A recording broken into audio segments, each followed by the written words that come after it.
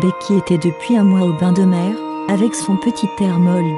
Jonas, qui disposait de toutes ses heures, n'osait passer plus de 10 minutes sans elle.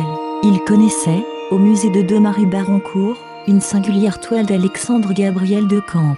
Quand ils arrivèrent devant le tableau, deux petites paysannes prenant un bain dans un ruisseau, un groupe arrêté l'admirait. L'épaule de la fille, et son bras droit, nu jusqu'au coude, était pressé contre son bras. On voyait en plusieurs endroits, à travers les déchirures de la soie, le nu du cou, ou des bras éclatés sous les reprises.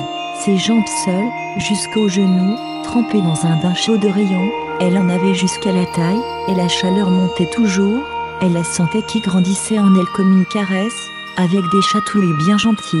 En arrière-plan, devant une mer bleue fermant l'horizon, sous un ciel empli de nuages orangés, semblant indiquer que la scène se situait plutôt au crépuscule, un groupe d'une dizaine de personnages, entourait un cavalier, dont le cheval disparaissait derrière ce qui semblait être trois femmes, qui s'accrochaient, ou étaient attachées à sa selle.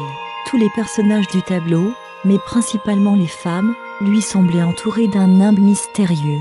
C'était d'une beauté tragique, il montrait une magnifique impudeur, disant toute la passion, toute sa richesse, tout son désir. Les femmes ne mâchent pas les mots quand elles ont mis leur chemise bas, et ajoutent à la parole quelques gestes d'une impudeur un peu déconcertante. La seule vue des gens qui se baignaient faisait cependant grelotter Jonas.